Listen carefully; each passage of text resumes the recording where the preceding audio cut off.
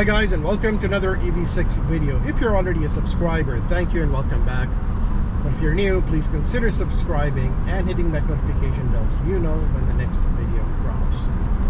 I bought this Garmin Dashcam 47 for my EV6. It is a 1080p camera with 140 degree field of view. It has voice control and a 16 GB micro SD card is included. Let's unbox it. I don't see any seals, so it can just be popped open. A very compact camera, which is great.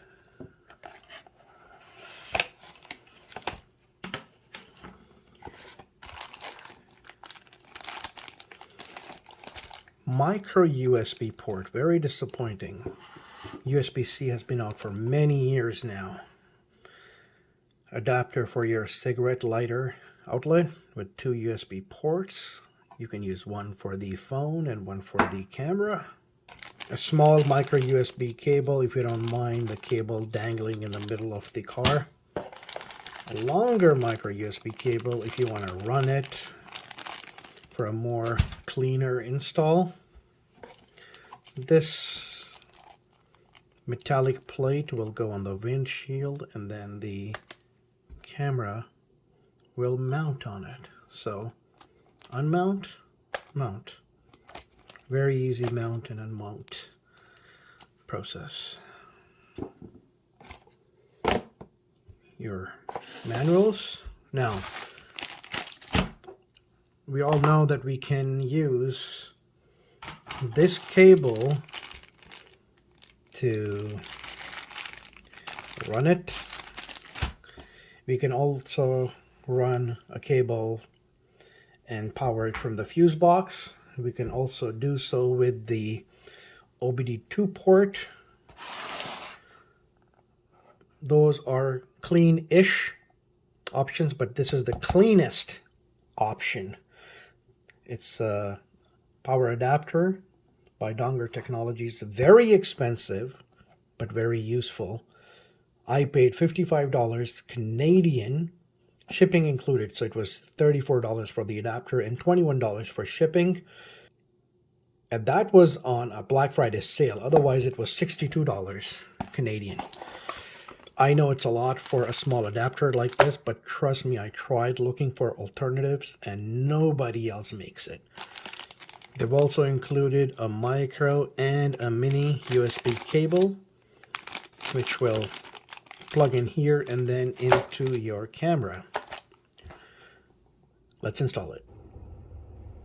The first step in the installation is to snap open this centerpiece, which literally just is supposed to snap out. Did I break it? Fuck, no, I did not. Okay, it felt like I broke it, but it's intact. And right here is where the adapter goes. So I'm just going to push this pin inside and then pull this out. Let's push the mirror down to make room, and then so you see this pin right here, this one, this has to be pushed in and then out, and there you go. This is the adapter, and think of it as a T-connector in plumbing, because essentially that's what we're doing here. Let me show you how. So the adapter has these two ends. One is the smaller end and one is the bigger and hollow end. Not sure if I can call them male and female, but essentially this white section is what's going to act as the quote-unquote T. Let me show you how. Very easily this smaller piece will snap into the place where we pulled out the original adapter from. This is what we're going to snap back into its place. So the flat part stays at the top, and as you can see,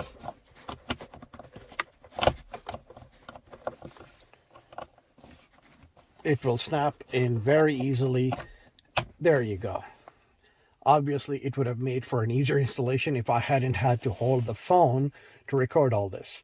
Now, This bit right here, the one that we pulled out, it's going to go into this. So I'm going to put my phone down and pop it in and then show you when it's done.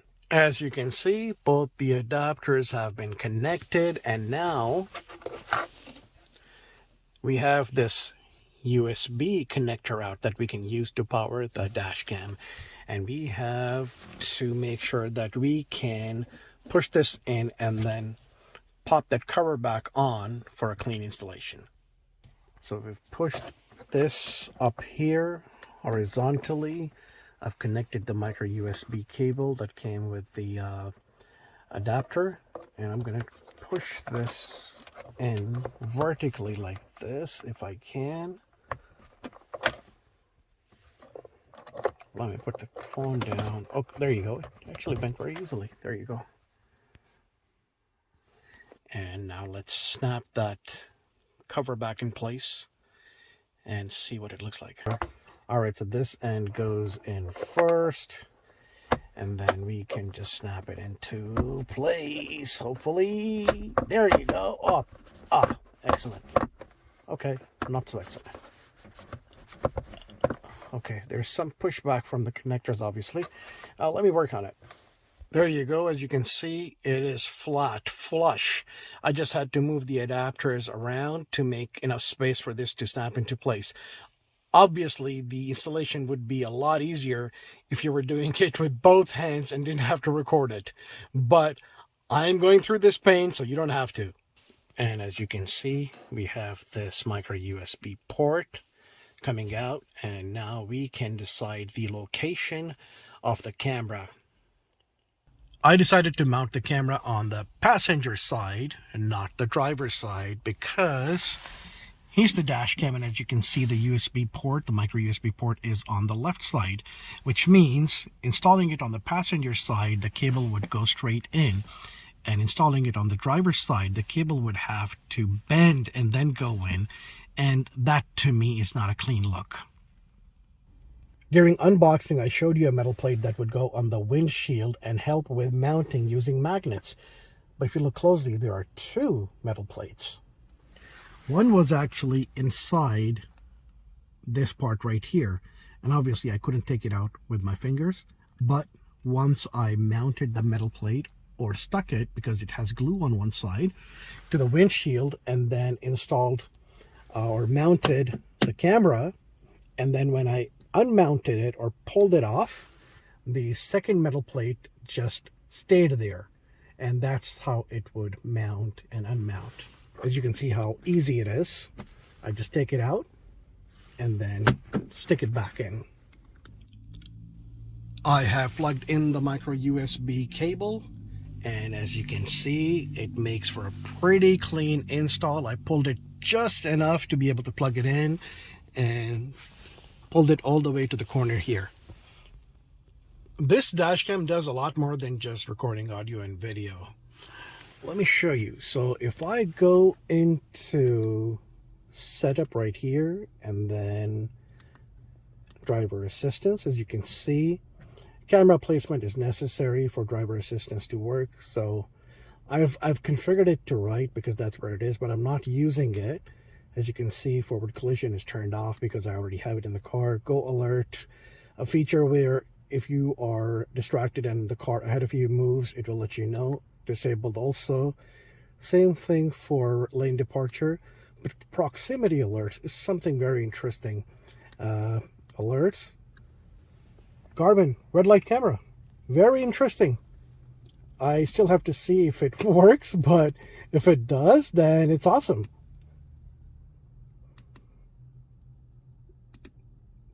And if you come down here, parking guard. This feature monitors your parked vehicle and alerts you if the camera detects an impact.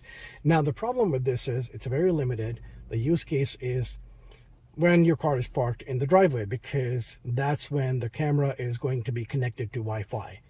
Otherwise, it's not going to work. So it's pretty useless feature in my opinion, because the odds of somebody hitting your car in your driveway are slim to none. So yeah, I mean, it doesn't hurt it's a feature, and you know what, it may come in handy. I mean, it doesn't hurt to have a feature. It's there if you ever need it, but the odds of you needing it in your driveway are pretty slim. And because it's not a connected camera, so obviously it's not going to send you any notifications if you are outside your home where it's not connected to Wi-Fi. So the battery on this thing, when fully charged, will give you a backup of 30 minutes. So at least you're covered for 30 minutes. Time for a demo. We've already established that this is not a constant power setup. So when the car turns off, the dash cam turns off. When the car turns on, the dash cam turns on. As you can see, I turned the car on and the dash cam turned on as well. Let's check out the features of this dash cam as we drive. Let's talk about storage. We have already established that 16 GB micro SD card is what the dash cam comes with. If you don't feel that's adequate, you can always swap it out for a bigger one.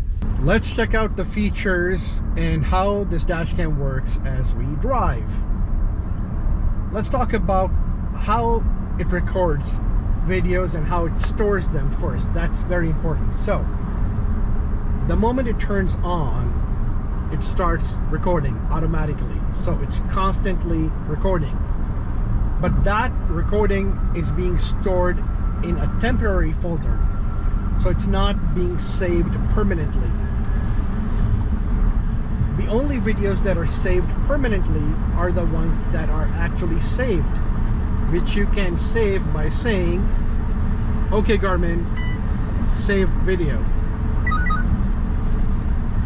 Now this video is actually saved on the micro SD card and will not be deleted. Once I get home and it's connected to Wi-Fi, it will even upload it to the vault, which is the Garmin terminology for their cloud storage for 24 hours. If you want longer period of storage, then you have to pay for it. It's a subscription. Now, what happens to that footage, this old footage that we're driving and it's being recorded constantly? What happens to this footage? So there are two settings. One is called delete when full, which means that when your 16 GB or whatever your SD card capacity is, when it's full, it starts deleting from the oldest video, oldest footage. The second setting is delete promptly, which means it constantly deletes videos that are 3 minutes or older. And you have to pick and choose which one you pick. Keep in mind, if you select delete promptly, then you cannot use travel apps. Travel apps is what essentially time lapses. And let's start recording the travel lapse now. Okay, Garmin, start travel lapse. Okay, Garmin, stop travel lapse.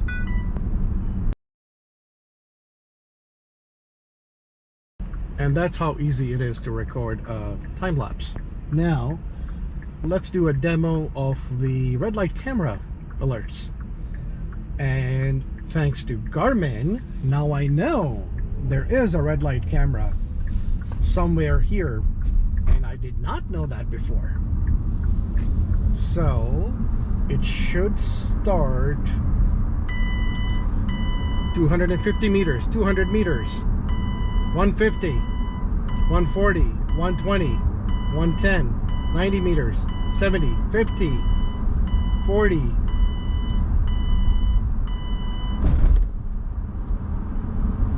And now you've seen how the red light camera warning or alerts work. This alone is worth every penny. You can also take pictures by voice commands.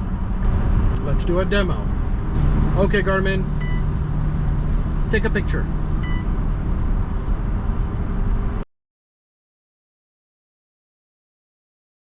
The video that I have shown you, or the footage that I've shown you in this video, only has the date and time.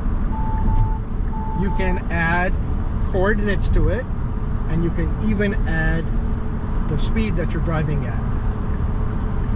I do not intend to add the speed, but I will definitely be adding coordinates, because that is important information that you need. In case something was to happen, you will have exact coordinates of where it happened. You can also record audio on the dash cam if you want to. I keep it disabled, but if you want, you can enable it by voice. Okay, Garmin, record audio. Record audio. And now it started recording audio. Okay, Garmin, stop audio.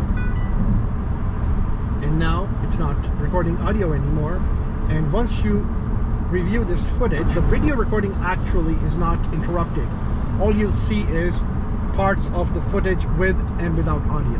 That's all that's going to happen. Obviously, for privacy reasons, I keep it turned off, because the purpose is to capture if something was to happen outside the car, and we don't need audio for that. Time for some daytime testing. Okay, Garmin, take a picture.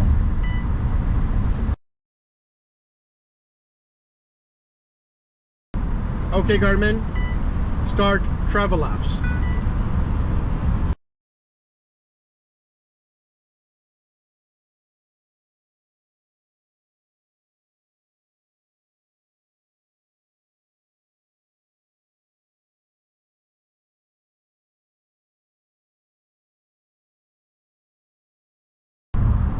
One more thing I've noticed is you can actually configure how sensitive you want the incident detection to be. I've set it to high, and what happens is even if you go over a bump or a little pothole, it will alert you, it will record that video, and I'm okay with that. I'd rather have that going off whenever that happens than miss when the actual incident happens, however little that may be. So just something for you to know. Did you see that? It wasn't even a bump. It was a slight imperfection on the highway. The car just went over like that and it got triggered. We have officially used all the voice commands on the Dashcam 47. We did the unboxing, the installation, the mounting, the testing of video, pictures, and daytime, nighttime.